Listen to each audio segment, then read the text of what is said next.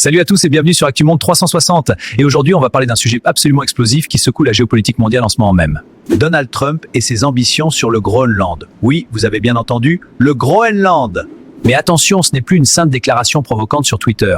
Cette fois, c'est devenu une menace réelle qui fait trembler l'Europe entière. Restez jusqu'à la fin de cette vidéo parce que ce qui se passe actuellement pourrait redéfinir complètement l'équilibre mondial tel qu'on le connaît. Et bien sûr, si vous aimez ce type de contenu, n'oubliez pas de liker cette vidéo, de vous abonner à ActuMonde 360 et d'activer la cloche pour ne rien manquer de nos analyses géopolitiques. Allez, c'est parti. Alors, pour comprendre ce qui se passe avec le Groenland, il faut d'abord parler du Venezuela. Début 2025, les États-Unis ont réalisé quelque chose d'absolument inédit. Ils ont carrément enlevé Nicolás Maduro, le président vénézuélien, et ont placé le pays sous administration américaine.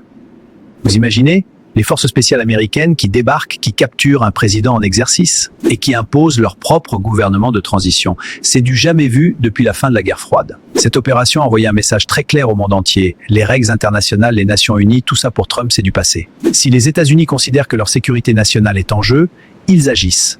Point final. Et devinez quoi ? L'Europe a assisté à tout ça sans rien pouvoir faire. Parce qu'au fond, l'OTAN, c'est qui ? C'est les États-Unis. Et sans les États-Unis, l'Europe, militairement parlant, c'est pas grand-chose. Maintenant, vous vous demandez sûrement, mais pourquoi diable Trump veut le Groenland ? Eh bien, mes amis, la réponse est simple, les ressources. Le Groenland, ce n'est pas juste de la glace. Sous cette glace, il y a des trésors géologiques absolument incroyables. On parle de plus de 38 millions de tonnes de terres rares, ces minerais essentiels pour toutes nos technologies modernes. Smartphones, batteries électriques, panneaux solaires, équipements militaires de pointe. Et tenez-vous bien, la Commission européenne a identifié que 25 des 34 matières premières critiques pour la transition écologique. Et la défense de haute technologie se trouve au Groenland. Un seul gisement, celui de Gvanefjell, pourrait produire 32 000 tonnes d'oxyde de terre rare par an. Ça représente 13% de la consommation mondiale. Actuellement, la Chine contrôle entre 80 et 90% du traitement mondial de ces terres rares. Vous comprenez maintenant pourquoi Trump veut mettre la main sur le Groenland ? C'est une question de survie économique et militaire pour les États-Unis. Et il n'y a pas que ça. Le Groenland, c'est aussi l'accès à l'Arctique. Avec le réchauffement climatique, de nouvelles routes maritimes s'ouvrent. De nouveaux gisements de pétrole et de gaz deviennent accessibles. C'est littéralement la nouvelle frontière du 21e siècle. Et là, vous imaginez la tête des Européens ? Pendant des décennies, on leur a raconté que la menace venait de la Russie, que les États-Unis étaient là pour les protéger, que l'OTAN était cette alliance sacrée basée sur le respect mutuel et les valeurs démocratiques. Et d'un coup, bam, leur propre allié, leur protecteur, menace d'envahir un territoire européen. Parce que oui, le Groenland, c'est techniquement sous souveraineté danoise, donc européenne. Le 7 janvier 2025, Trump a fait adopter une loi d'annexion du Groenland au Congrès. Ce n'est plus une blague sur Twitter, c'est devenu un objectif législatif officiel de l'administration américaine. La réaction européenne, 7 grandes puissances, France, Allemagne, Italie, Pologne, Espagne, Royaume-Uni et Danemark, ont publié une déclaration conjointe pour dire que le Groenland appartient à son peuple. Macron a même déclaré qu'il fallait accélérer l'autonomie stratégique européenne, nucléaire et militaire. Très bien Emmanuel, mais avec quelle armée ? Parce que soyons honnêtes, l'Europe sans les États-Unis, militairement, elle ne fait pas le poids. Alors, comment Trump justifie tout ça ? Premièrement, il accuse le Danemark d'être incapable de défendre l'Arctique. Il dit que la Russie contrôle déjà près de 50% de la région arctique. La Chine éteint son influence. Et l'Europe est trop faible pour protéger des actifs aussi stratégiques. Deuxièmement, il s'appuie sur un précédent historique. En 1998, les États-Unis ont annexé Hawaï pour des raisons de sécurité nationale.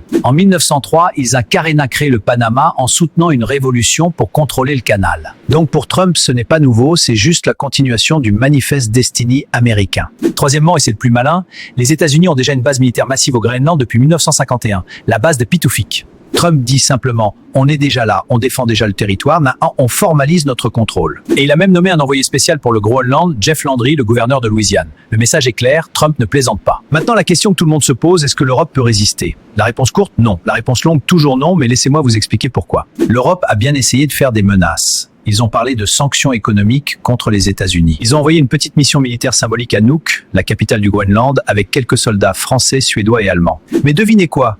Dès que Trump a menacé d'imposer des tarifs douaniers massifs en représailles, les Allemands ont été les premiers à plier bagages et à quitter le Groenland presque en courant. Parce que voilà la réalité, l'économie européenne dépend énormément du commerce avec les États-Unis. Et une guerre commerciale totale pourrait provoquer une contraction de 2,4% du PIB mondial. Aucun pays européen ne peut se permettre ça. Et militairement, n'en parlons même pas.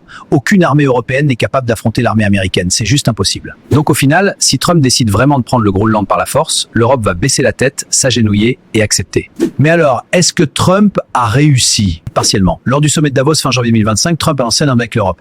Pas une annexion complète, mais quelque chose d'encore plus malin. Les États-Unis obtiennent un contrôle souverain sur leur base militaire au Groenland, le droit de mener des opérations militaires et de renseignements sans restriction, l'accès exclusif aux ressources de terres rares. Et tout ça sans avoir à acheter officiellement le territoire. Techniquement, le Groenland reste sous souveraineté danoise, mais dans les faits, c'est Washington qui contrôle. Pour Trump, c'est une victoire stratégique majeure. Il obtient tout ce qu'il voulait sans déclencher une crise ouverte avec l'OTAN. Pour l'Europe, c'est une humiliation totale.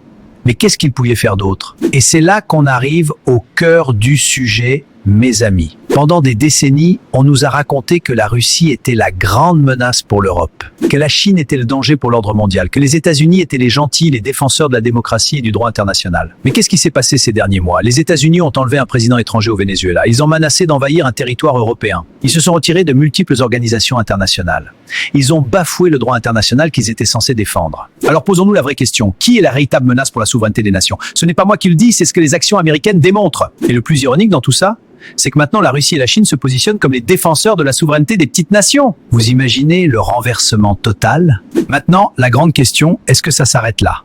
Absolument pas. Trump a déjà clairement indiqué que le Canada pourrait être le prochain. Il a fait des déclarations sur l'Alaska qui devrait récupérer des territoires canadiens pour des raisons de sécurité. Le Panama aussi est dans le viseur. Trump a dit que les États-Unis pourraient reprendre le contrôle du canal de Panama si leurs intérêts stratégiques le nécessitent.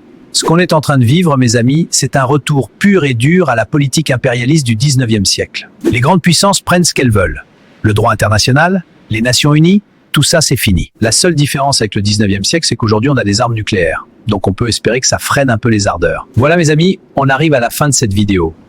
Ce qu'il faut retenir de tout ça, le précédent vénézuélien a montré que Trump est prêt à ignorer complètement le droit international quand ça sert les intérêts américains. Le Groenland représente des ressources stratégiques absolument cruciales pour le 21e siècle. Terres rares, accès à l'Arctique, position militaire. L'Europe est totalement impuissante face aux États-Unis et a été forcée d'accepter un accord qui lui est défavorable. On assiste à une refonte complète de l'ordre mondial, où les règles ne comptent plus, seulement la force. Le Canada et le Panama pourraient être les prochaines cibles. La vraie question maintenant, c'est est-ce qu'on vit dans un monde multipolaire où chaque nation est souveraine?